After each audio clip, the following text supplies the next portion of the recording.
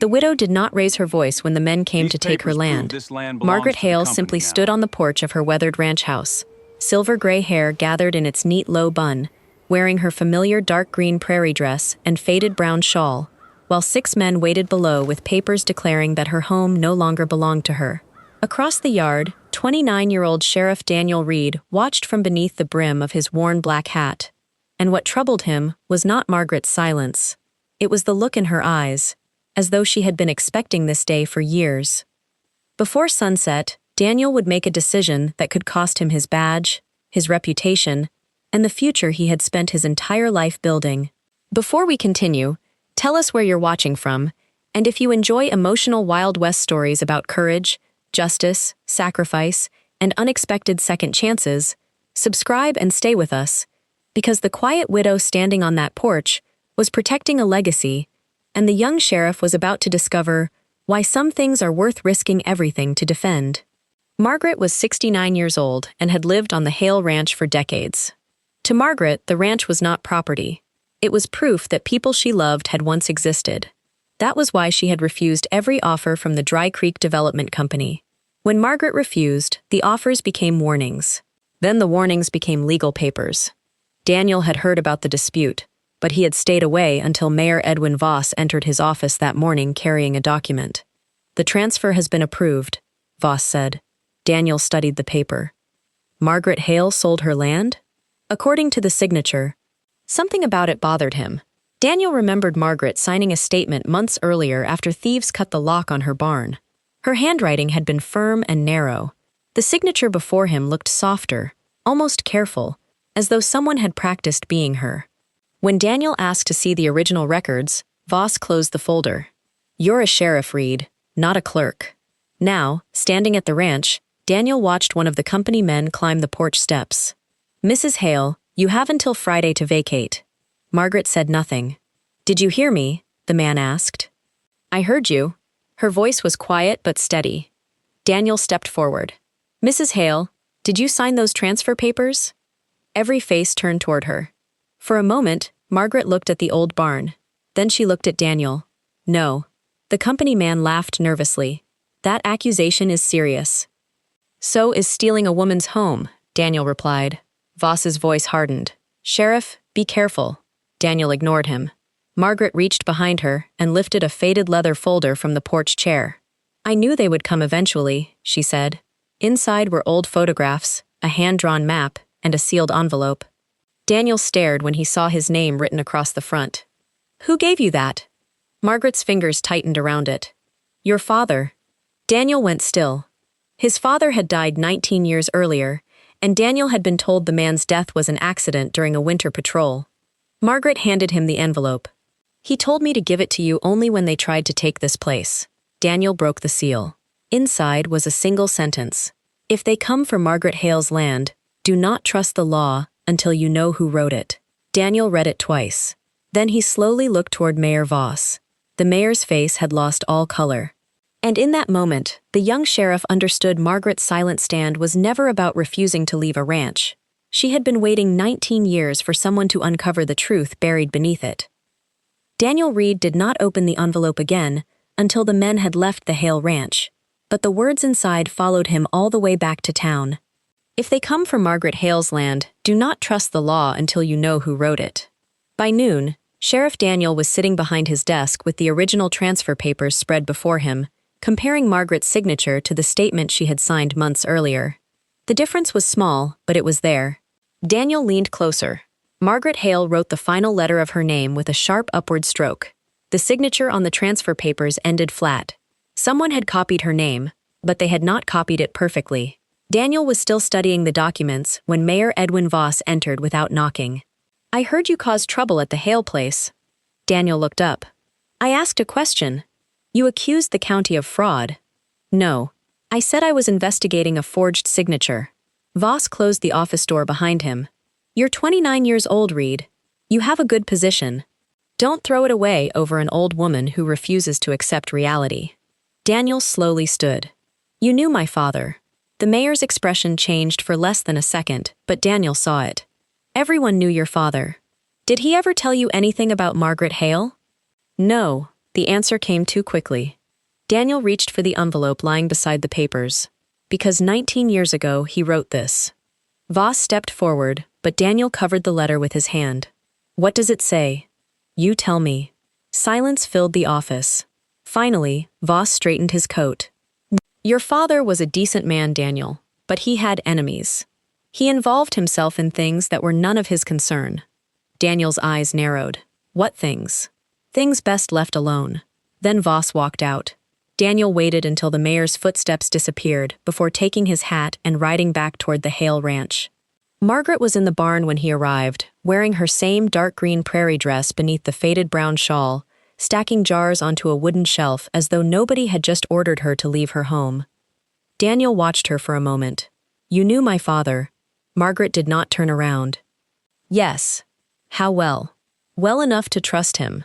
Daniel stepped closer. Then why didn't you tell me? Margaret placed another jar on the shelf. Because your father told me not to. That answer made Daniel angry. He died 19 years ago. Margaret finally faced him. And some promises don't disappear because the person who made them does. Daniel held up the letter. What was he investigating? Margaret looked toward the open barn door. Your father believed the Hale land was part of something bigger. Bigger than a development company? Much bigger. She walked to an old wooden chest and removed a yellowed map.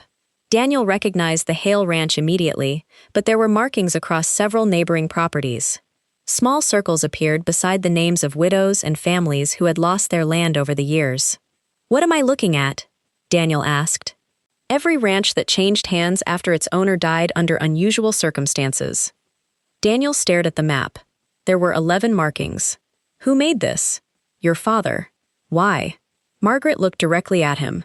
Because he believed someone had been stealing land from families who had nobody powerful enough to defend them. Daniel felt the barn grow colder. And you? Margaret touched the Hale property on the map. Samuel discovered something before he died. Daniel remembered Margaret's husband had supposedly died in a riding accident 14 years earlier. You think his death wasn't an accident? I think Samuel was afraid. Her voice remained steady, but Daniel saw her fingers tighten around the map. The night before he died, he told me that if anything happened to him, I was never to sell this land. Daniel looked toward the ranch house. Why? Margaret folded the map carefully. Because what is buried here belongs to people who lost everything. Daniel was about to ask what she meant when hoofbeats sounded outside. A deputy from town rode into the yard carrying a telegram. Daniel opened it and read the message once. Then again, Margaret watched his face. What is it? Daniel lowered the paper. The county has suspended me from investigating your case. Margaret's expression did not change. And? Daniel looked at the ranch, then at the old map beneath her hand. And I think that's exactly why I need to keep investigating. Daniel Reed had worn a sheriff's badge for less than 3 years, but by sunset he understood something his father had probably learned long before him. The moment powerful people tell you to stop asking questions, the questions are usually worth asking. His suspension arrived with no hearing, no explanation, and no opportunity to defend himself. Deputy Marshal Harlan Price had been placed in charge of the Hale investigation, while Daniel was ordered to surrender his office keys and remain away from county records. Margaret listened quietly as Daniel read the telegram aloud inside her ranch house. She sat near the window, silver-gray hair gathered in its familiar neat low bun, wearing the same dark green prairie dress and faded brown shawl. You don't have to continue, she said. Daniel looked at her. You expected me to walk away? Margaret lowered her eyes. I expected you to protect your future. Daniel laughed once, without humor. My father died protecting something connected to this land. Your husband died after discovering something. Now the county suspends me the moment I find evidence. He placed the yellowed map on the table. I think my future became part of this before I even knew it. Margaret studied him for a long moment. Then there is something you should see. She led Daniel behind the ranch house to an old apple tree growing near the eastern boundary. The tree looked ordinary, but Margaret stopped beside it and knelt slowly. Beneath the lowest branches was a flat stone half covered by grass. Daniel helped her lift it. Underneath was a narrow wooden box sealed with wax. Margaret stared at it without touching it. Samuel buried this the week before he died, she said. Why didn't you open it? Daniel asked. Because he told me it was not mine to open. Whose was it? Margaret looked at him. His exact words were, "Give it to the sheriff only when the boy is old enough to understand what courage costs." Daniel felt his chest tighten. His father had been sheriff before him. Margaret had been waiting 19 years for Daniel to become the man his father believed he could be. Inside the box were property records, handwritten notes, and a small leather notebook. Daniel opened the first page and immediately recognized his father's handwriting. The notebook listed the same 11 ranches marked on Margaret's map, but beside each property was another name: Edwin Voss. Daniel read the entries slowly. His father had been investigating a pattern of fraudulent land transfers. Families lost ranches after deaths, debts, or mysterious accidents. The land was then purchased through different companies and eventually connected to one group of investors. Daniel turned another page. There was only one sentence written across it. Voss is not the man in charge. Margaret saw his expression. "What is it?" Daniel showed her the words. Before she could answer, hoofbeats sounded near the house. Daniel immediately closed the notebook. A rider was approaching fast. He stepped outside and saw Deputy Marshal Price dismounting beside the fence. "Daniel," Price called, "you need to come with me." Daniel remained still. "For what?" Price glanced toward Margaret. "You're under arrest for interfering with an official county investigation." Margaret stepped onto the porch. "He hasn't done anything." Price ignored her. "Hand over the notebook." Daniel's eyes narrowed. "What notebook?" Price's hand moved toward his revolver. "Don't make this difficult." For several seconds, nobody moved. Then Daniel handed Margaret his hat.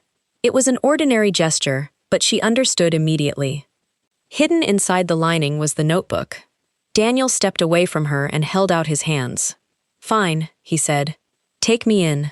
Price placed the handcuffs around Daniel's wrists and led him toward the horse. As Daniel passed Margaret, he spoke quietly. "Read the last page." Price pulled him away before she could respond. Hours later, Daniel sat alone inside the county jail, suspended, arrested, and facing charges that could end his career forever. But Margaret was still at the ranch. When night came, she removed the notebook from Daniel's hat and opened the final page.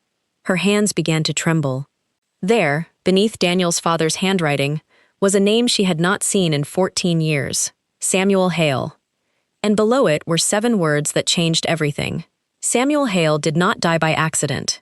And this is where the story takes an even darker turn. Up until now, Margaret Hale appeared to be an elderly widow fighting to keep the only home she had left. Daniel Reed appeared to be a young sheriff risking his career because something about her case simply didn't feel right. But now, everything has changed. Samuel Hale did not die by accident. That single discovery connects Margaret's husband to Daniel's father.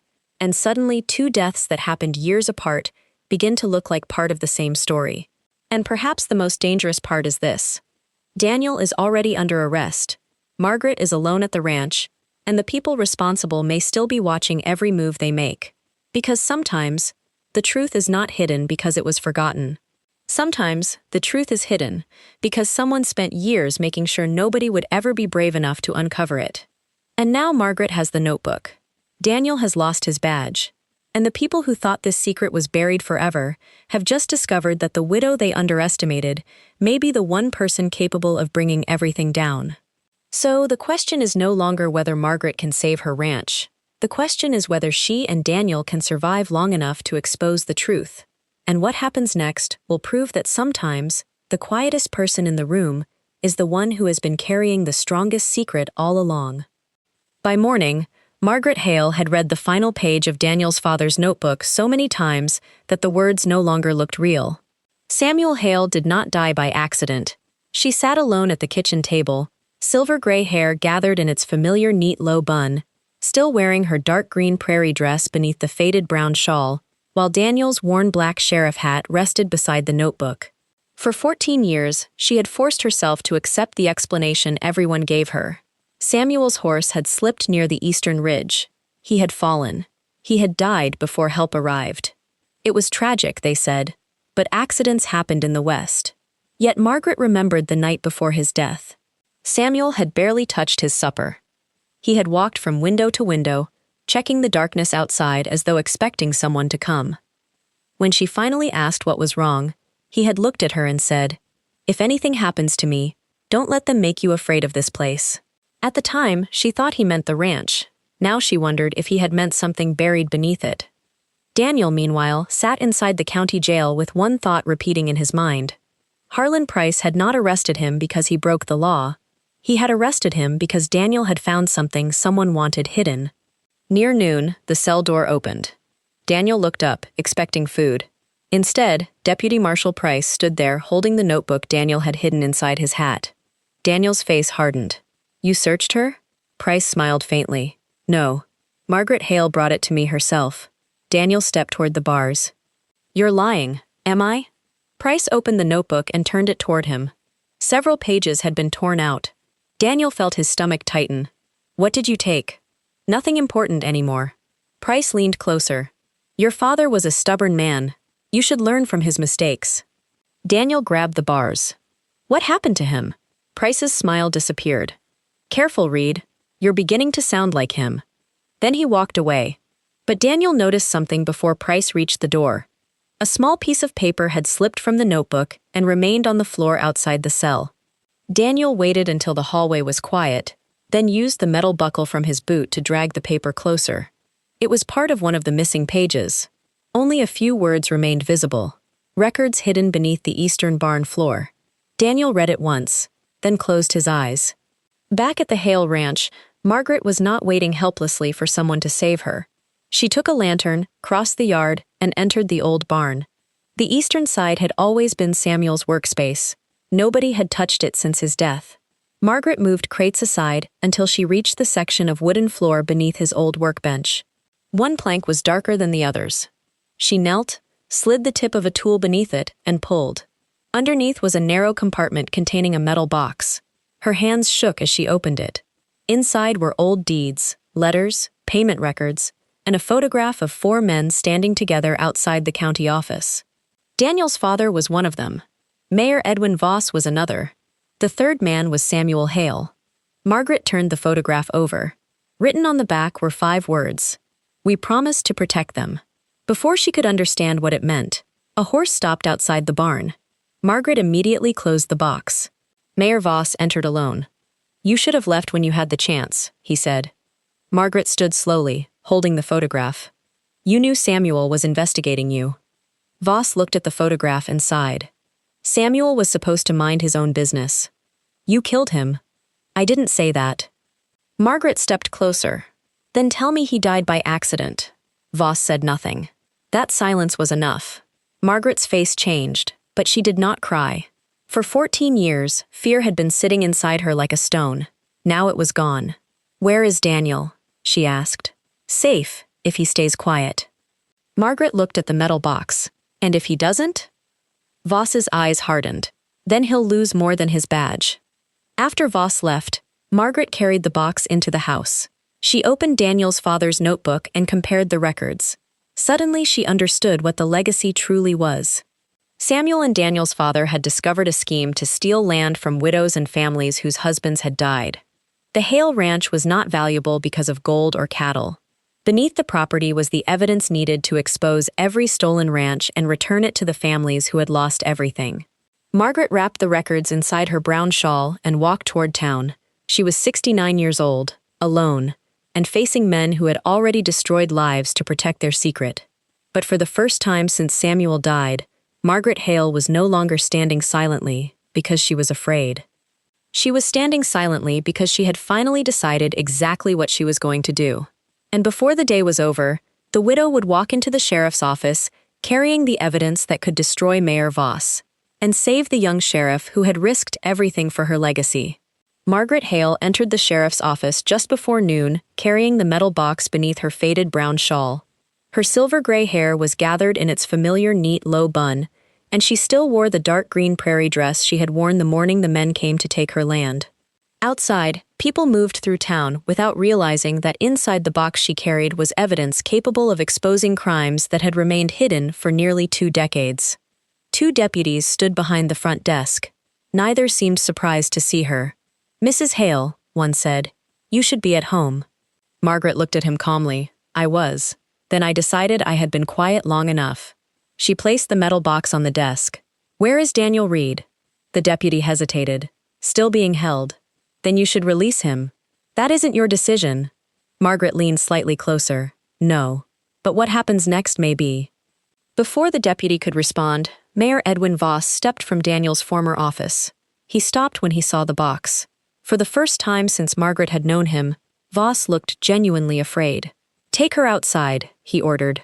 Margaret placed one hand firmly on the box. No. Voss walked toward her. You have no idea what you're doing. I know exactly what I'm doing. Her voice remained quiet, but everyone in the room heard it. 14 years ago, you took my husband from me. 19 years ago, you helped destroy Sheriff Reed's father. And for years, you have taken land from families who were too afraid to fight back. Voss's face hardened. You have no proof. Margaret opened the box. Then perhaps we should read it together. The deputies looked at the documents. Property records, payment ledgers, letters carrying names connected to ranches across the county. Then Margaret placed the photograph on the desk. Daniel's father, Samuel Hale, Edwin Voss. 3 men standing together beneath a handwritten promise.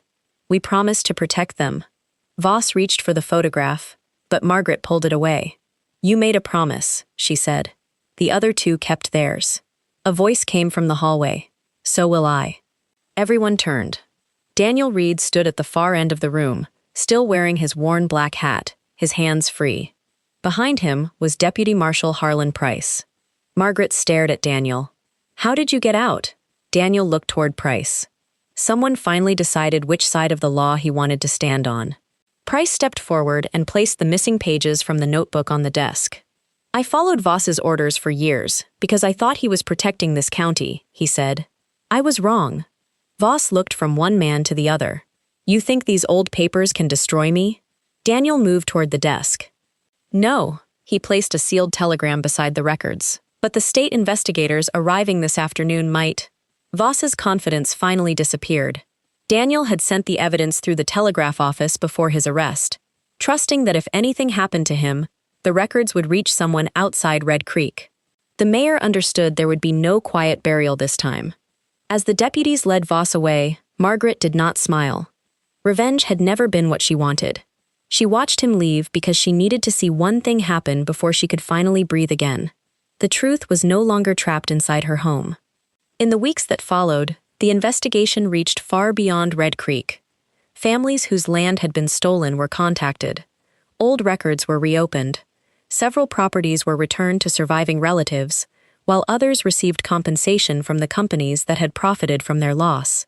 The Hale Ranch remained Margaret's, but she made one decision that surprised everyone. She placed part of the land into a community trust so no widow or family in the county could ever lose their home through the same kind of fraud again. Daniel was offered his badge back. He accepted it, but only after making one change. He placed his father's old notebook inside a locked drawer in his office, beside a copy of Samuel Hale's records. Margaret visited often, though she never stayed long.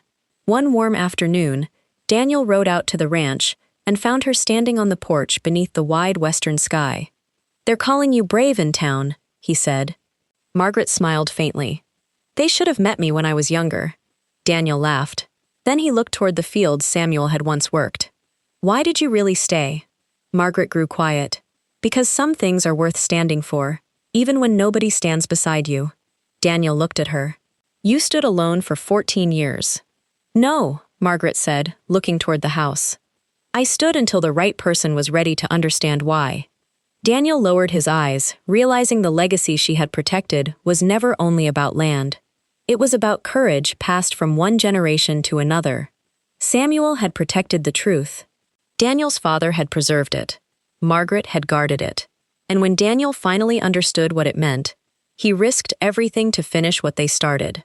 Sometimes a legacy is not money, land, or a name carved into stone. Sometimes it is the courage to remain standing long enough for the truth to find its voice.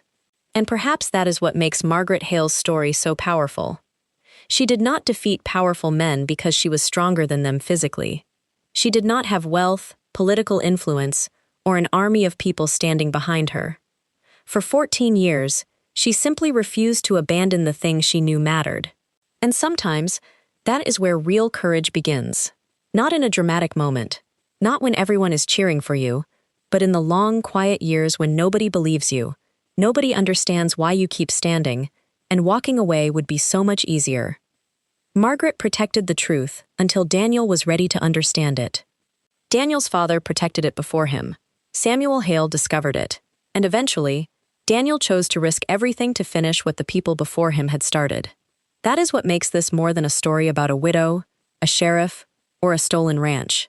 It is a story about how courage can move from one person to another. One person refuses to surrender, another person remembers, another decides to act, and eventually, something that powerful people tried to bury becomes impossible to hide. Educational lessons from this story. First, pay attention when something does not feel right. Daniel noticed that Margaret's signature was different. It was a small detail, but small details can sometimes reveal much larger problems. Being observant matters. Second, courage does not always look dramatic. Margaret's greatest strength was her patience. She did not spend 14 years shouting. She waited, protected what mattered, and acted when the right moment arrived. Third, truth needs people willing to carry it forward. Samuel could not finish the fight. Daniel's father could not finish it either. But because they preserved the evidence, someone else eventually could.